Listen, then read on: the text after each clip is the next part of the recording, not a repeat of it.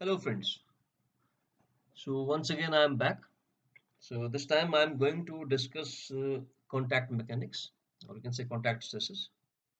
So I would like to mention here that it will be a sort of an introduction to this contact mechanics. So the objective here is the student shall have a clear-cut idea what contact mechanics is and related topics, so that if they are interested they can go in detail. And moreover, when we are studying tribology, so it becomes very important for us to have an idea of contact mechanics. One thing I would like to again mention here, we know subject mechanics of material, or you can say strength of materials, one and the same.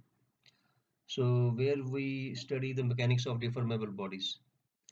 So under the category of this strength of material subject, we have contact mechanics and fracture mechanics. So they are part of that mechanical solids. And in tribology, these two play a great role. Especially contact mechanics and fracture mechanics. Although we are in the same category, we are doing is we have done earlier in our UG courses. The same thing we are doing here, but now at the micro level. So let's have a brief introduction. Industrial tribology, we are well aware.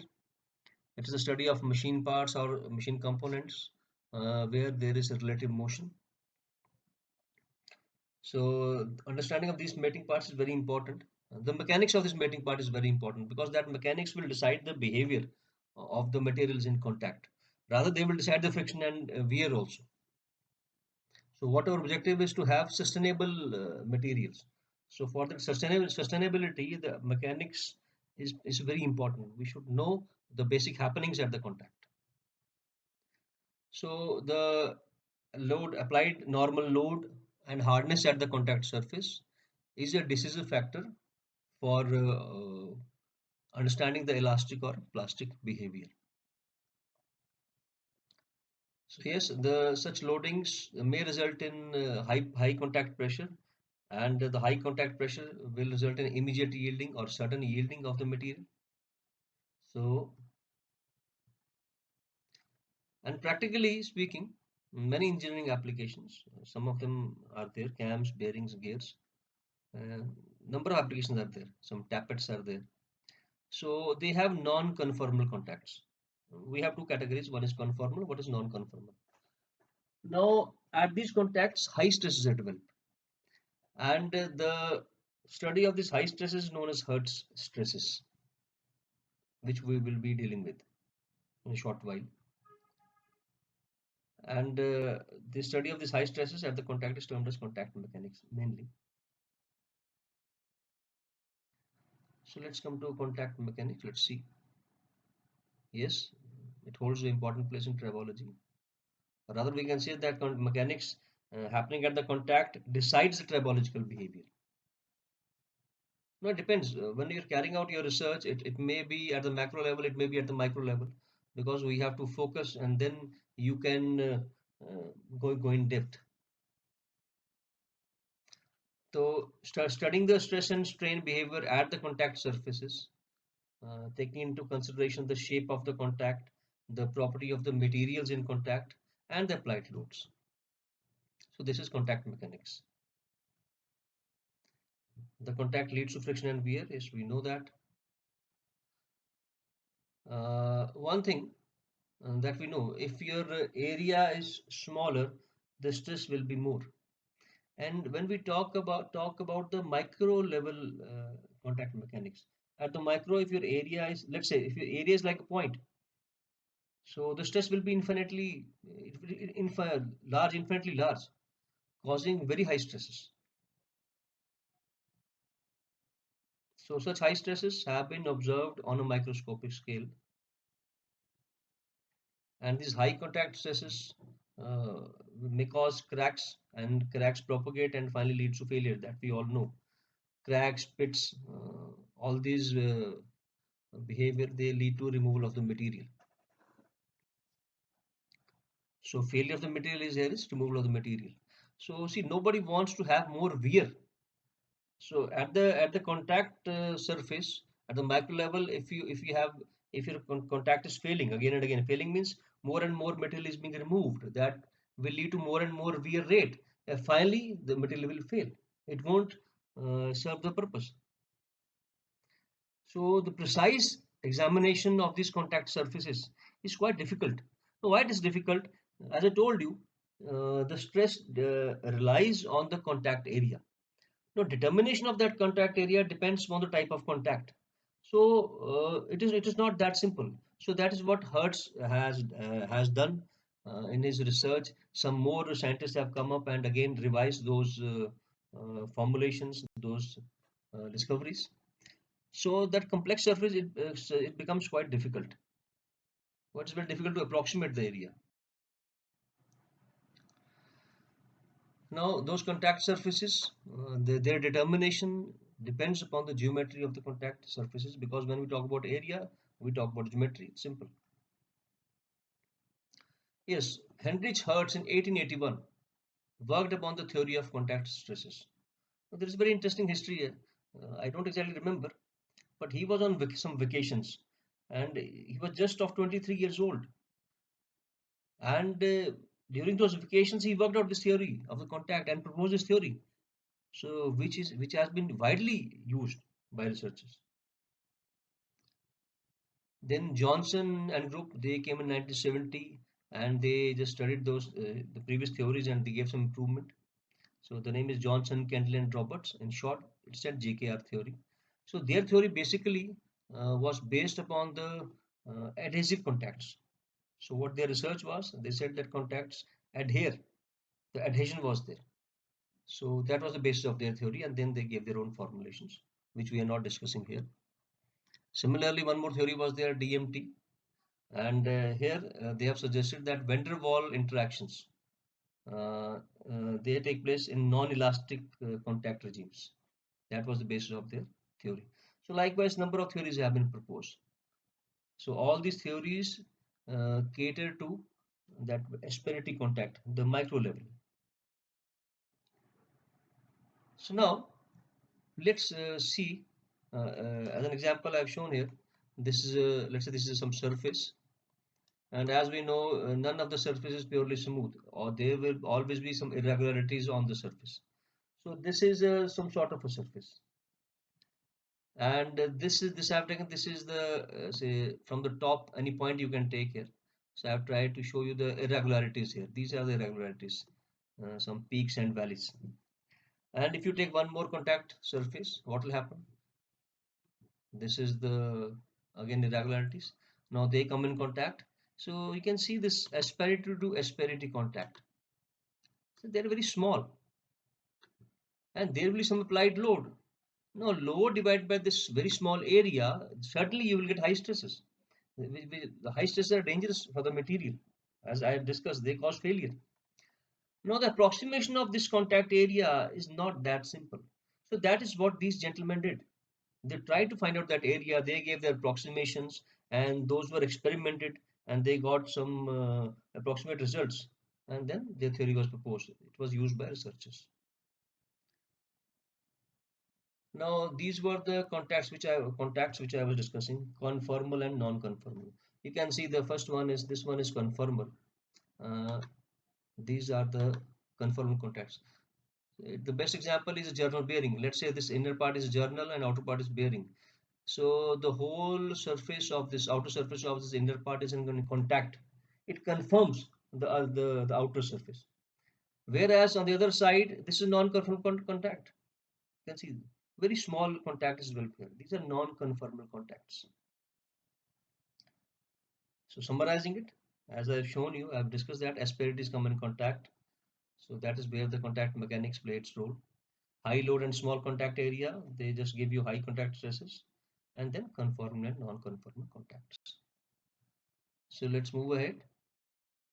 Let's come to homogeneity. Again, an important factor. We know what is homogeneity, what is homogeneous behavior, what is inhomogeneity. So, as we are well aware, when we deal with the materials, we make the material to undergo several surface treatment processes. It may be some sort of a mechanical process, it may be some sort of a coating or some sort of heat treatment. So, the objective of uh, going for the surface treatment is to increase the surface properties. So, because of the surface treatment processes, we with some sort of inhomogeneities developed on the surface, which may not be good for the material in contact. So that's what I'm going to discuss here. So these homogeneities, they greatly affect the stress distribution or VA rate at the contact. So quoting it, we have let's see. I will take some of the examples. It's called geometric inhomogeneity. Let's say this is surface, and when surface on the top you can see, because of the surface modifications, we have geometric inhomogeneity. We don't have homogeneous geometry. So for as an example, you see waviness in the on the contact surface, or waviness on the surface of the material, or roughness, or some sort of a macro deviation may develop. So which deviates the surface geometry of the surface from the actual shape which were designed earlier. So these geometric inhomogeneities, they have a great impact on the contact, we can say contact characteristics. So as an example, what are those contact characteristics? Those are the actual contact area, or the actual pressure distribution. So these homogeneities will definitely have their impact on those contact characteristics. And those contact characteristics play a great role in the survival of the material, or great role in the tribology. So they may lead to some development of some internal stresses, so which we are not aware of, and that finally will develop in the failure of the material. Similarly, when you talk about roughness, so the change in the roughness of the contact surface, due to that, so the subsurface layer, there is subsurface layer beneath this surface. So that subsurface layer is subjected to, you can say, high loads or non-uniform loads. Once it is subjected to non-uniform loads, so there will be a non-uniform stress distribution within that layer, and which will lead to an earlier failure. So this I am talking about geometric inhomogeneity. Now we can see what are these. This is all contact mechanics. How do they impact the whole behavior of the body?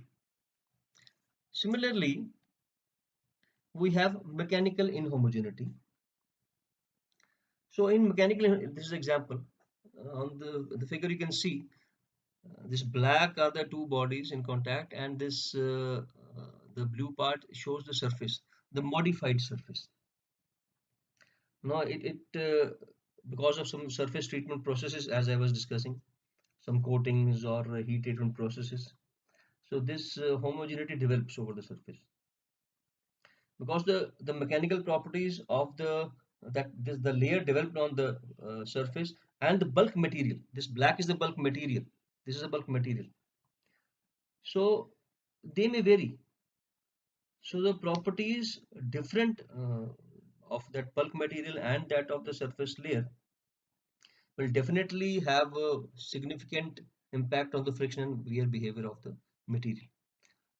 So this is what happens with the inhomogeneities. I am just talking about these two inhomogeneity only, because very high stresses take place in the surface layers, and due to the highest development of high stresses, so cracks will develop, cracks propagate, and finally lead to the failure of the material, lead to the rapid removal of the material, or we can say lead to increase or high wear rates, which is not at all advisable, which is not at all acceptable.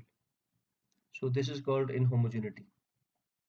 So in short, I have written here, geometric and mechanical inhomogeneity results in the weak properties of a thin surface layer and has a strong influence on the subsurface stress and wear analysis.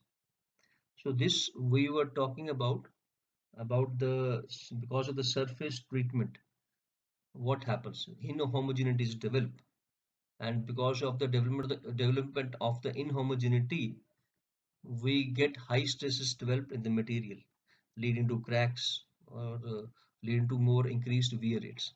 So that is why one has to study the contact mechanics so that they could predict. at least to a certain limit, and safeguard the material. So some of the assumptions I was talking about, this Hertz. So for the theory as given by the Hertz, some assumptions have been considered. As I'm always telling that assumptions are to be kept in mind before you go for the results. We shall not skip the assumptions. So what was assumed by Hertz? It was that the material in contact is homogeneous. It's an assumption. The strains developed at the contact are small and within the elastic limit. We are not talking about plastic zone here. The contact stresses are caused by normal forces only. We are not talking about any other force. We are assuming that there is only one normal force. There might be some other forces only. But based upon these assumptions, whatever equations they have framed, those equations have given us satisfactory. They have given satisfactory results. So that's why we are going by these theories. So the influence of surface roughness is neglected. Contact area is small as compared to the size of the bodies. Surfaces are continuous and non-conforming. Remember this. Surfaces are non-conforming. And the bodies in contact are frictionless. Now, as I've discussed some of these assumptions, now talking about contact parameters. What are those contact parameters or contact characteristics which were given by these researchers? So the study of contact parameters, as we know, it is of prime most importance because it will decide the life of the engineering component. So those are dimensions of the contact area. First step, you have to approximate what type of area, then only you can go for the dimensions. Then highest pressure at the contact, which is known as Hurt-Eisen stress. This was the name of that film. Then the largest deflection or the maximum deflection at the contact surface and the maximum shear stress at the contact surface. So if you have these four parameters, if you are able to anticipate or study these four parameters of any contact, so you can predict the life of that contact. You see, it's simple. If I am able to find the stress at the contact, and that stress, I can compare that stress with the strength of the material in contact. So I can give that. I can decide whether the material will fail or not. Will there be failure or not? It's very simple. What normally we do in mechanics of solids. So there also, while designing the material, we find out the dimension and then we check for the working stress, and then that working stress or actual stress is compared with the strength of the material. The same we are doing here also, but at the micro level, at the contact surface. So now, as I said, approximation of the contact area. Now, as given by Hertz, so they have approximated some areas as per their intensive research. So he has proposed that an ellipse will be formed at the contact, or an elliptical area will be formed at the contact. Contact of what? Contact of two cylinders which are not crossed, which are not at 90 degrees. Let's see, I'll try to show you here. This is one cylinder and this is the second cylinder. Now at their contact, as per Hertz, he says, an elliptical area will be formed. Now, this is a great discovery. So once you have approximated the area, things become quite simple. Certain small derivation, and then you can predict those contact parameters or contact characteristics. Clearly, then he says he has discovered the contact to be in circular shape, a circular shape contact for the case of spheres in contact. When two spheres will be in contact, he says at that contact surface, circular area will be formed. Let's see. Say this is one sphere, second sphere, and at their contact, I'll just try to show you from the top. So white is one sphere, and that green is second sphere, and at their contact, we will get circular uh, area. Same is observed in case of cylinders when they were crossed exactly at 90 degrees. Now he says if you place the cylinders at 90 degrees, At their junction, you will get a circular area. And if it is not at 90 degrees, we won't get circle, we will get an elliptical cross-section area. So these approximation play a great role. Similarly, he says if two cylinders are parallel, they are contact one above another, they are not crossed. Let's see, this is one cylinder, there is a line contact between two cylinders since they are parallel. He says at their contact, you will get a rectangular area. So these were the approximation given by Hertz, a very, very important approximations. And based on these approximations, he has devised the various relations for various contact surfaces. So which scientists and researchers are using in analyzing the contact parameters. These are some of the outcomes, contact parameters. You can see, I've shown here, contact, type of contact, then dimension of the contact area, contact area pressure as given by Hertz, known as Hertzian stress, then the deflection, the maximum deflection, and the shear stress. So these all have been analyzed at the contact surface, and we can use them straight away. But you have to assure that what type of contact you're talking about. So if your cross section is, so if your area is a rectangle, and remember rectangle comes when two cylinders are parallel to each other. If that is the case, whatever testing you are doing, if that fits into that very the if it fits into the contact of two cylinders, that very concept, then yes, you can use these parameters. So W is the load, R is the radius of curvature, E is the modulus of elasticity. Now, since we have two materials in contact, so this R will be the equivalent or reduced radius of curvature. So this will be calculated using radius of both the contact surfaces. Similarly, E is the reduced or equivalent modulus of elasticity. So formulas are there, simple formulas. You can calculate this E or R using the properties or dimension of both the materials. So this POW means power. So this whole expression to the power of 1 by 2.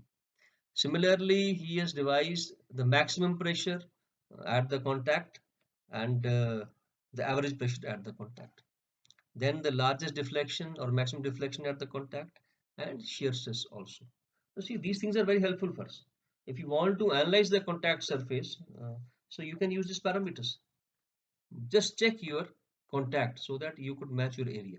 Similarly, for circular section, formulas have been given, and for elliptical section, formulas have been given. So this was given by Hertz, a very important discovery suggested by him. So we can use it. See, as an example, if I talk about this, you can say the example of a wheel and a rail. You can say, as I told you, cam, stepist, or bearings. So in all these applications, it has been observed that high stresses are developed, because of which the contact suffers that cracks or something, and it fails away.